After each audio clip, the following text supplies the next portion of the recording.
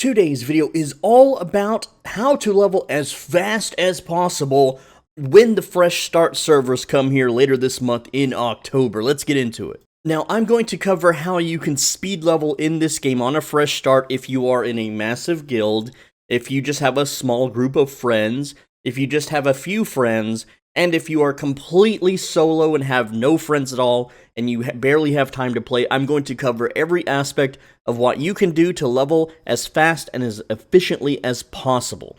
So let's just get massive guilds out of the way. All of these big guilds already know how to do this, so this video isn't really relevant for them anyway, but for those that are curious, massive guilds are going to control the elite zones. They're going to be AoE farming the elite zones, and they will be at level 60 in about a day and a half. That's how fast the elite zones will level them up. When the game first launched, it was a little bit slower. It took about 3 to 4 days, but the leveling process has been made way faster than on original launch. And yes, farming elite zones is that lucrative. You won't be able to really get into these zones because the massive guilds will have complete and utter control over them. They're all going to be PvP flagged, and there's not much you're going to be able to do against that many people. Next up is if you have a sizable group of friends, that is at least you and 4 other people, you are going to be expected to just spam dungeons. This will get you to level 60 in about 2 days, assuming that you have a hyper-efficient, fast-kill, speed-running group. If you are one of those mutator dungeon chads that likes to run, mutator 10 and you can clear Lazarus in like 14 minutes, I think the world record's like 13 minutes right now, then you're going to basically just spam dungeons and be level 60 in 2 days. And one of the cool things, too, is that you're going to have so much materials from the dungeon rewards, and you're going to have a higher gear score than most people. Now, if you're a duo or a trio, you just have a few friends that are on sometimes when you're on, you're basically going to be just like the solo players. You're going to be questing, but you're also going to be doing the group quests, the elite quests, the harder quests, and so on that the solo players will not be able to do. You might level slightly faster than the solo players, but you don't really have much of an advantage. You can expect about 3 to 4 days to hit level 60 as a duo or a trio.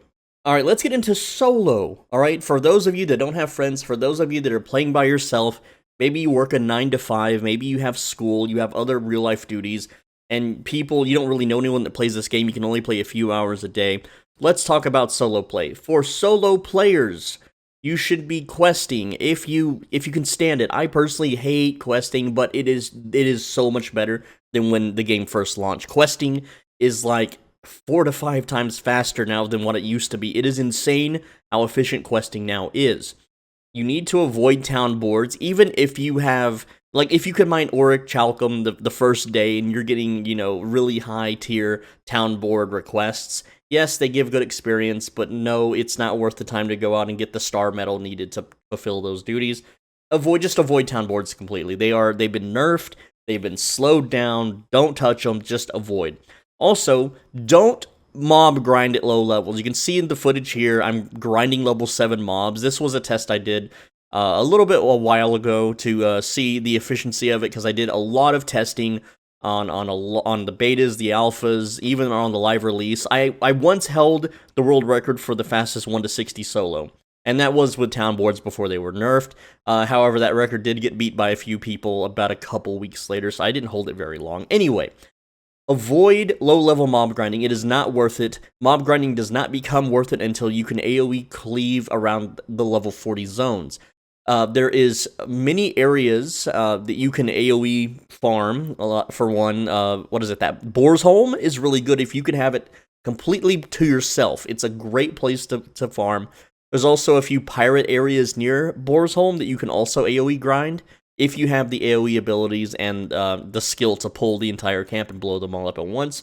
These are the great fast places to level as a solo player. They are not faster than, grouping up in elite zones that the guilds will be doing and controlling. However, it is still, an alternative way to grind without having to quest. You won't run out of quests. You're going to be level 60 before you complete every quest in the game, alright? And I can talk more about questing here in a little bit, but as you play, use the Hatchet, because the Hatchet gives you Berserking, which is a movement ability, it's a healing ability. It allows you to attack without being interrupted. You can animation cancel the Berserk by holding block right after you cast it for half a second and then letting go. This makes your travel insanely fast. Also, use heavy armor. The damage penalty for using heavy armor is very low, if non-existent, but the amount of defense that you get from wearing heavy armor makes mob grinding absolutely essential. You don't want to be caught in light armor grinding mobs. You will have too much downtime. And then later game, around your level 50s, if you manage to get a hammer or a great axe with Trenchant Recovery, then that will be much faster than Hatchet, and even better heals per second than Hatchet. So that is an absolute option for that. But for solo players, just quest, and you need to learn how to quest efficiently, which I'm going to talk about. Alright, so here are some solo questing tips. Okay, you need to be using Death Warping. What is Death Warping? Let me give you an example. In Cutlass Keys, if you have a quest to go to the very bottom left side of the zone to kill a mob, and then the quest turn-in is at the very top right, where the town is located, that is a 20-minute walk both ways. Well, it's 20 minutes total walk, okay? So what that means is that you have to walk all the way down to the left. You have to walk all the way to the bottom left of the map, which is a 10-minute walk, kill the mob, and then run all the way back to the top right, which is another 10-minute run. Or, as soon as you run to the bottom left of the map, maybe you have a campfire placed midway, which you can drown yourself in a river, respawn at the camp, and save yourself 500 meters run in just 10 seconds. Then, once you reach the bottom left of the map, you can, finish the quest, drown yourself in the ocean, and then respawn in the town and turn in the quest. This will save you huge amounts of time once you learn Death Warping routes. If you are ever super far away and there's a bunch of mobs nearby or just water, then just kill your character. Yes, you do suffer a repair bill. It's fine. Okay, like, you can see in the footage here, you used to be able to just kill yourself wherever you wanted so you can automatically respawn, and that's what I was doing in this footage here. So I could just go back to town immediately and turn stuff in. Now, you should also always teleport. You don't want to be Azoth capped. These quests will give you Azoth, a lot of Azoth, so just always be teleporting. Now, also, I want to mention that if your gear is broken, which you can see in the clip here, my pants are broken and my weapon is broke, the base stats of your items will still function regardless if they're broken or not. You just don't get the bonus stats. You don't need bonus stats to grind mobs and to do basic petty quests. So don't be repairing your gear all the time. You just don't need to, alright? Also, if you're turning in a bunch of quests in town or very close to a town, turn on your PvP flag because you will get more experience. I don't know if they ever fixed this or not, but this was a huge one when power leveling. Also, if you are in the dominant faction or you've got a lot of friends around, or you notice the entire zone is your same faction, just leave PvP flagging on. It's 15% additional experience, you might as well do it. Don't do repeatable quests, just skip them. If you do a quest and it's asking you to do the exact same quest, it's not part of a quest chain, don't bother with it. Don't bother doing the town board repeatables.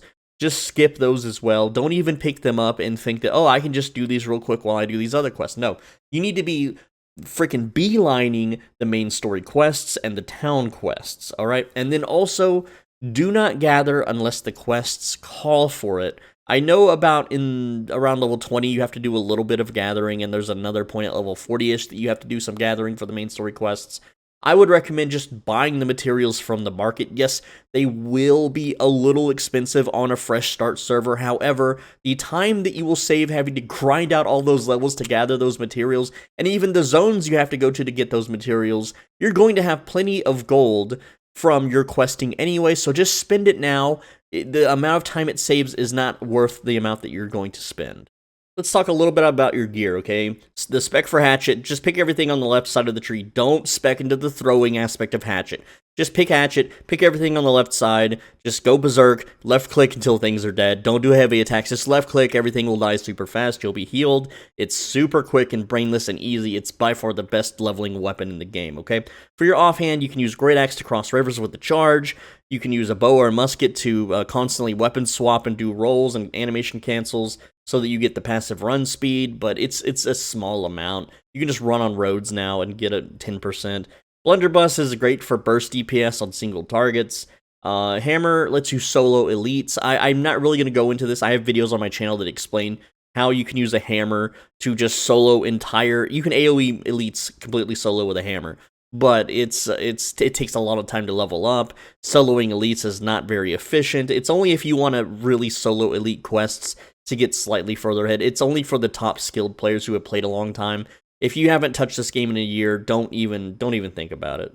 Alright, so when you first start on a Fresh Start server, you will start at one of 4 locations. I think they actually changed this, and you no longer start at Monarch Bluffs, but Windsward and Everfall are very good starting locations. If you start at First Light and there's not a queue, I would recommend deleting your character and remaking it, and hopefully not getting First Light, because First Light has the longest and slowest quest, the biggest, widest zone of all the starting zones.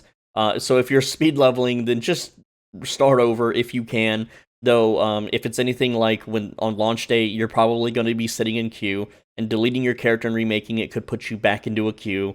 So if you spawn at First Light, I'm sorry, but you need to do all the quests in whatever zone that you start in. But then don't migrate to these other zones. Instead, you're going to go to the next tier of zones. Now, it's very important on these Fresh Start servers that you visit the elite zones for the daily elite chests. These chests you can only loot once a day, once in 24 hours. Now, I'm not saying to go to the elite zones and then solo everything. What I'm saying is when you go there, there will be massive guilds already farming these zones. So you can just walk in and loot all the elite chests. For those that aren't aware, in New World, chests are not, like, if someone loots a chest, you can also loot the chest. Okay, the chest is not consumed when someone else loots it. So, you need to visit these areas once a day, and this will give you nice gear and nice equipment and materials for your leveling journey. It's absolutely vital. Just teleport to the area nearby, run in. There will be guilds completely having this area wiped out of monsters. Run in, loot the chests, follow the Zerg around a bit. Don't flag up for this, obviously, because they will down you. And get your loot, and make sure you do that once every single day. It's very important for your gear. Alright, so this is the questing route that I want you to take. This is the most efficient questing route from the PTR that I have experimented on. There could be something more efficient, but from my testing hundreds of hours of PTR testing, this is the bestest, fastest questing route. Wherever you spawn at, do the quest, even if it is First Light. At some point, you do need to go to Everfall and then quest there, because Everfall is actually the one starting zone where it will push your level higher than any of the other starting zones. So if you actually start out at Everfall, you're way ahead of everyone else. Everfall is like the Chad starting zone. I know it's weird, but if you aren't high enough leveled from your questing, which sometimes if you do First Light, you'll be a little bit under leveled, go to Everfall and then do the quest there. Once you're done with that, head to Brightwood, quest there, then Cutlass Keys, then Weaver's Fin, and then Restless Shore. Now, this is where things get a little bit harder. Great Cleave is slightly more difficult. Mourningdale has some very annoying difficult quests, so you want to make sure you're either overgeared or overleveled for Mourningdale. Then Eden Grove isn't so bad, but some of the quests just are way too annoying. So you might have to skip some of Eden Grove quests. Go to Ebonscale Reach. Again, Ebonscale Reach is probably the most difficult quest zone in the game. In my experience, besides, of course, Shattered Mountain. So what you're going to do is you're going to go to Ebonscale Reach, and then when the quests get too hard, go back to Eden Grove, and when those quests get too hard, go back to Ebonscale Reach, and so on and so forth. Don't worry, just burn your Azoth, you'll make it back. And then at one point, you'll be sent back to Great Cleave, which ties in with Eden Grove questing, and that's for the higher level parts of Great Cleave. And then if you're still not level capped, which you should be at this point, Shattered Mountain, okay? I don't know why you wouldn't be level capped, but then again, right now there is an experience thing going on, so I did level a little bit faster than what will probably be available for the Fresh Start servers. But if you still need to level, then Shattered Mountain is, well, that's your next place to go. You still want to do the Shattered Mountain quests for the gear. However, there could be better quests with better gear rewards in the upcoming Brimstone Sands. I don't know yet because I didn't hack my way into Brimstone Sands. I didn't exploit my way in there. And if I did, I wouldn't make a video about it. Anyway, guys, so that is your quest path for solo players. Of course, if you have a duo or trio, you can still follow this quest path, but because you are grouping up, it will be slightly slower, except for the elite quest, so it could be faster. But the main story quest will make you do Everfall anyway for the Azoth staff stuff, so that's why it's on this list. Also, for those that don't know, you no longer are forced to do dungeons for your main story quest. You can skip those, which I don't recommend skipping them because the experience boost is massive. And with Group Finder now, it should be pretty quick to get these done, especially on a fresh start. Unless you're not too far ahead of the pack, you should be able to find people for dungeons and just get it cleared. With that said, guys, I'm Swole Benji. Thanks for watching. As always, be a bro and stay swole. I make videos every day, and I read every single comment, so make sure you leave a like, make sure you leave some comments, and I will read them. I may not reply to all of them, but also subscribe, because again, videos every single day. You can always unsubscribe later if I play something you don't like. With that said, too, I've got a Discord link in the description if you want to chat there. I check it a million times a day. And if you want to play with me, of course, you can join the Discord. As far as Fresh Starts, I'm not going to be playing Fresh Start, so there you go. Also, right now on screen, there is a video you should click. Click the video on screen right now. It's a really good one, I promise. And with that said, I will see you in tomorrow's video. Make sure to subscribe so you don't miss it. Oh, and if you want to leave me a donation, there's the thanks button. If you want to become a channel member, you can click the join button for that. It's $5 a month. It's the same thing as being subscribed on Twitch.